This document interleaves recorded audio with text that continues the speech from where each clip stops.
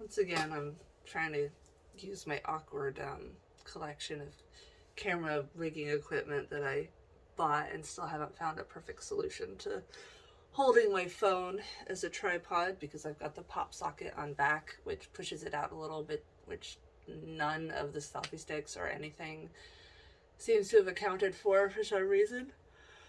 Oh, anyway. Happy Mother's Day to me and to all the other mothers who have to deal with so much fucking shit that nobody else realizes. And then we get one day a year for everyone to be like, we love you, mommy, and then go right back to same old bullshit. And if you couldn't tell, I am sick. I'm getting better, luckily, finally. So Monday and Tuesday, Ada was sick, so he stayed home from daycare, and I was trying to work, but it's very hard to work with a 3-year-old home. Wednesday, everyone seemed better, so then I did the volunteer thing at Link's kindergarten, and then I took both kids to the park near where their dentist was, so then I could take them to the dentist, and then we got home, so that was a long day. And then Thursday, Link started acting sick, so Ada went to daycare, but Link stayed home.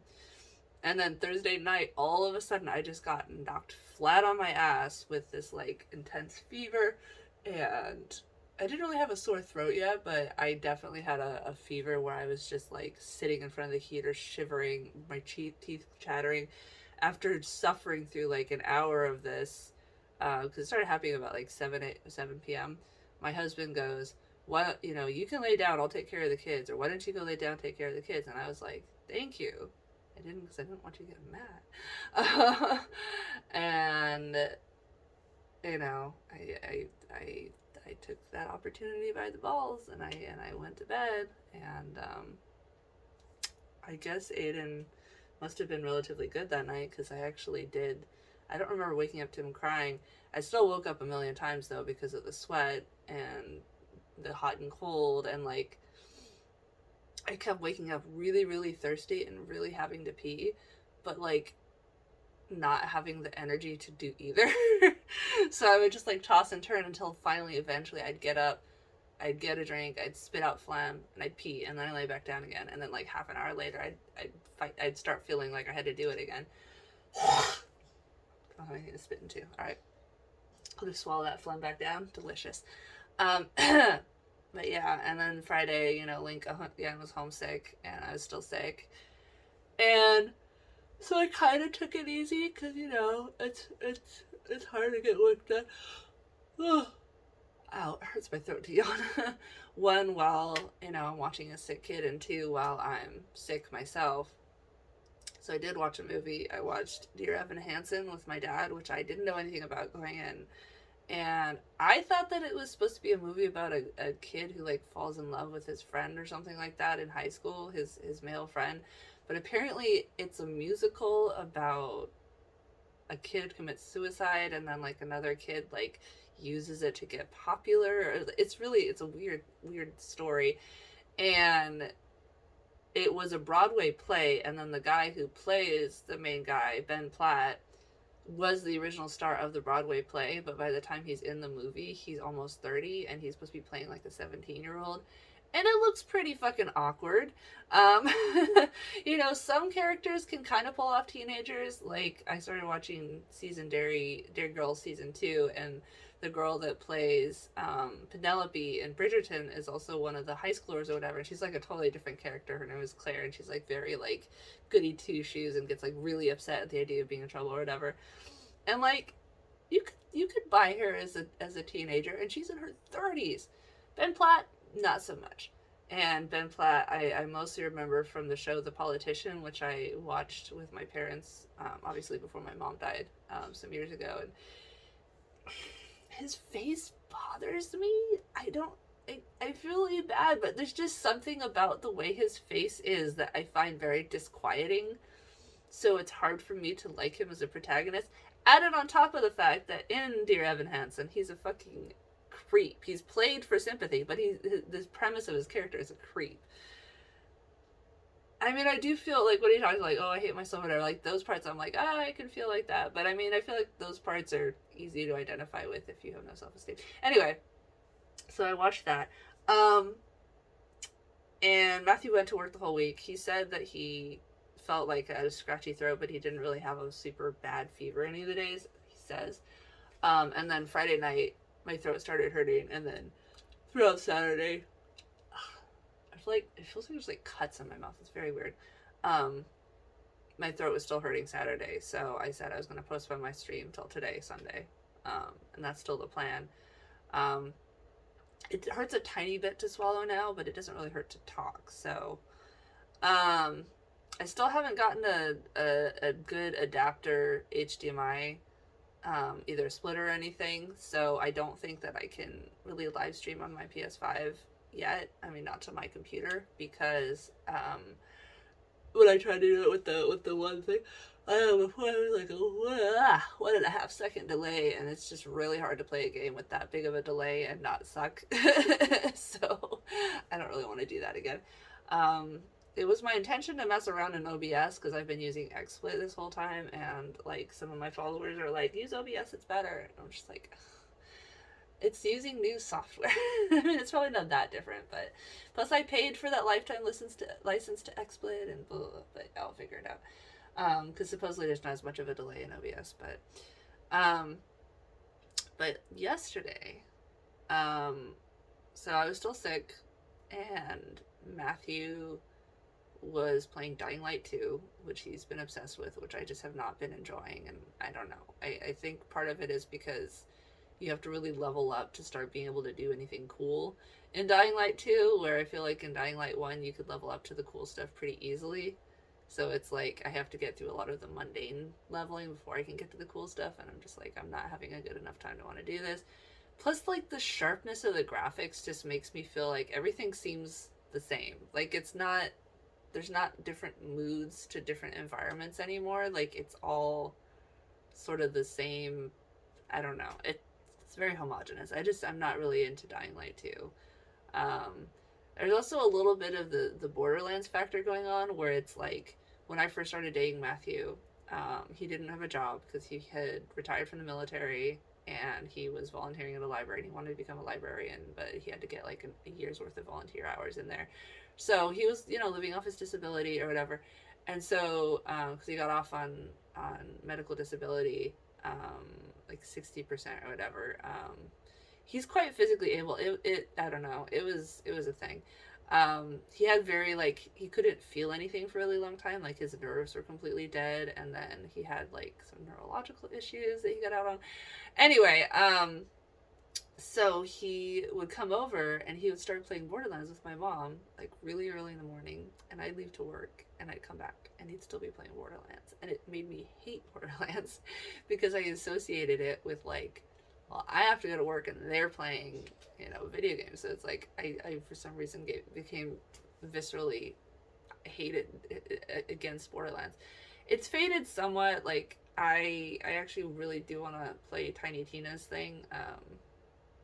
I probably won't get obsessed with it, but I mean, I like fantasy, and some of Borderlands humor is kind of funny, and I'm okay with the art style. I don't love it. I don't hate it. It's just sort of, it is an art style. Anyway, but it's funny to have that feeling because yesterday Matthew was being quite crunchy, and I finally was like, why are you crunchy? Why are you being, short-tempered? And he's like, you're short-tempered. I've just been walking on eggshells. And he always does this whenever he's acting irritable. And I ask, why are you acting irritable? He always says that I'm the one acting irritable and he's just reacting to that. And I'm just going to be honest, that's gaslighting. That's fucking gaslighting, because there are so many times where I am doing my absolute best to be quiet and calm and not say anything that's going to trigger him, and he still makes his claim. And like, if you look up, like, man tells woman to calm down, man tells woman she's overreacting, whatever. It is a very frequent thing that happens where men tell women to calm down. And again, I think it's just misogyny baked into our society, where it's manly for a man to make his, make his wants and desires known. But if a woman sticks up for herself, she's being a bitch, she's overreacting. And so even men who consider themselves feminists still fall for these things. My last vlog that I was talking about was the concept of invisible labor, which again comes into play because, first of all, this happened, and then he said that he was walking on eggshells or whatever, and I was like, as always, I have to be the one to say oh, well, I'm sorry if I was coming off that way. I really wasn't trying to. I mean, I'm sick, and the kids are driving me nuts, but I'm really sorry if I came off aggressive. I wasn't trying to come off aggressive, blah, blah, blah. So, I have to be the one to whatever. And I thought things were cool. And then I started playing God of War, the one that came out a few years ago on PS5, because I guess I had bought it on sale a while ago and I didn't even remember. And I played that 4 or 5 hours. Yesterday was going by really slowly. And he finally stopped playing Dying Light, and he came over, and I was playing it. I was like, do you want to watch a movie or something? And he was like, pause the game first. I'm like, okay. So I pause it, and he sits on the couch, and he goes, the reason that I've been upset is that I feel like I'm doing an unequal amount of cleaning and cooking and everything like that. And I was just like, because basically he feels like he goes to work all day and then he comes home and then I dump the kids off on him and I make him cook and I do all this other stuff. May I refer the audience back to invisible labor? There is a lot of shit that goes on that does not have a, here is a piece of paper to show the thing that I did, result from it. And again, I'm going to go back to misogyny. I think also just one parent leaving the house to go to work versus one parent stuck at home doing all the work. It's a lot of jobs, you have a task list. You have a thing that you do. You have something that you can point to and be like, I did this thing. Or even if you're not, at least you're knocking off an hour and you're getting paid for that hour. For being a parent, especially being the one who makes all the phone calls, who arranges all the doctor's visits, who calls in the prescription refills, who sets up the scheduling of play dates, who does all that shit, you don't get paid for it. You don't get a little cookie for everything you do. And the list never ends. And as far as cleaning the house, I do clean the house somewhat every day. The thing is, the period between me dropping Aiden off at daycare and Link coming home from the bus is 5 hours. I have 5 hours to clean the house, to cook meals, to get through all the phone calls, the call with the bills, call with the insurance, to take care of all my dad's shit because he doesn't know how to do fucking anything. And then if there's any time on top of that, maybe do a little bit of my content creation, do a little bit of video editing or putting it online or writing descriptions or making promo posts or anything like that. And the intimation that I'm just I don't touch movies or games or anything while you're gone. I watched a movie on Friday because I was sick, God forbid, but, and he's like, well, it's not just that, it's when I get home, you want to relax and play games, okay, but you just dump the kids off of me. It's but I fucking don't. I get up with them constantly. Every great once in a while, yesterday, he's sitting at the computer, I'm in front, on the TV, and the kids were fucking around doing something right next to him. I would have had to get up and walk all the way around to see what they're doing. He simply has to look to the side, and so I'm like, Matthew, can you see what they're messing with, please? He's like, oh, hold on, I'm playing again. I'm like, okay, when you're done. And he's finally looks over and screams at them. I don't even know what they were doing. But in an instance like that, yeah, if literally all it takes is you to go, I'm going to ask you to do it, God forbid. I don't know. It pisses me off because, as I said, I'm already grappling with feelings of my nothing I do is worth anything because I don't make any fucking money at any of my content stuff. Every time I try to make money, I get banned. And in addition to getting banned, I get all these fucking retired middle-aged nudists be like, how can you try to make any money?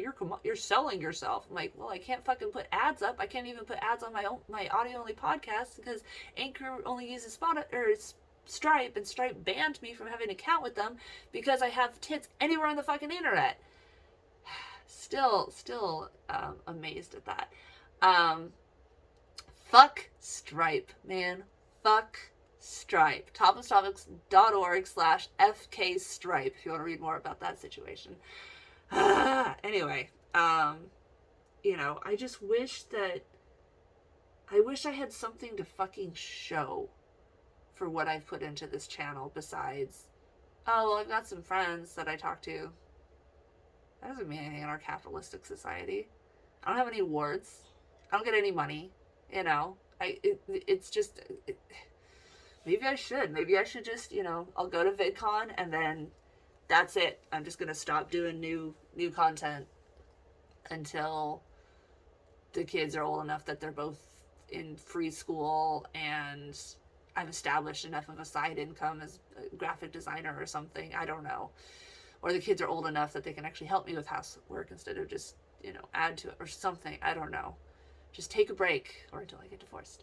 Just take a break from content creation until, I have something else going on. Because I haven't asked Matthew for any money for over a year. I have been giving him money. I gave him the tax return, the entire tax return. We've been paying for Aiden's daycare with my dad's social security, which he said he'd happily do because he doesn't have the physical ability to do anything else. And he's like, it's my contribution to the household. And yet still, he's like, you need to clean the house more.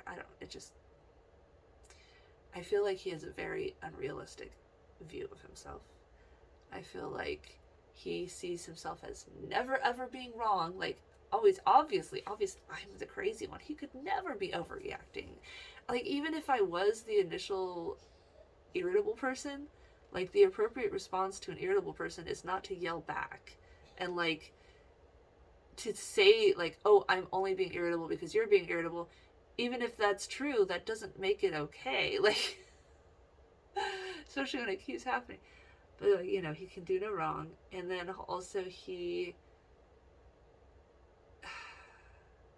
don't know.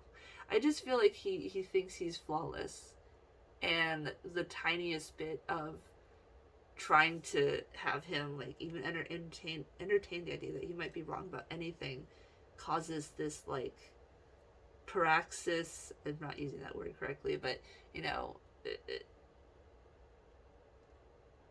explosion of self-doubt or something where it's just a violent reaction to the idea that he's maybe not as perfect as he thinks he is. I don't know. It's weird. And I don't know how much of it is autism. I don't know how much of it is conditioned by how he was raised. I don't know how much of it is me, expecting too much of somebody. I'm tired of always having fights. I'm tired of feeling like I always have to be the one to say I'm sorry. I told him straight up, I said, it feels like you're mad when I don't do what you want me to do, but then you get mad if I ask you to tell me what you want me to do. Because I did that. I was like, can we please make a list of what it is you want me to do around the house? Because he exploded about mowing the lawn. He was like, you haven't mowed the lawn in 4.5 fucking years. First of all, I've definitely mowed the lawn within 4.5 years. And second of all, he's the one that's like, okay, come on guys, let's go mow the lawn. And then he'll bring the kids out there with him and everything like that. And it's I thought he liked mowing the lawn with the kids. He's never been oh, hey, can you mow the lawn or whatever? And yet it's if I want him to do something, I have to be hey, can you do this thing? And he'll still be fucking pissy about it if I do. But it's I'm just supposed to psychically know. So I was like, can we write a list so I know what you want me to do? And he's like, why are you going so extreme? You're being so extreme. How is it extreme for me to want to just fucking know exactly what it is you want me to do? Because It's like the same thing with my mom, and yes, I did marry my mom, I'm aware. I think I said in another video how, like, she screamed once about, like, piles of laundry on the ground or something, and she's like, why don't you, put them in the laundry or something like that. And it never occurred to me, kid me, like, it was just something that I didn't even register as, like, existing. And so, like, I find myself in the same situation where it's like, okay, can we have a list so I know what it is I'm supposed to be knowing? Because both my mom and Matthew treat me not doing something as if I'm, like, maliciously, like, I see that task and I'm going to just not do it. Instead of, like, it just not realizing, oh, that's a thing that I'm expected to do. And somehow men don't have that. They're not, that onus isn't applied to them. Even though it's weird that this came from my mom and not my husband. With men, it's like, oh, you can't expect them to do XYZ unless you specifically ask them to do XYZ.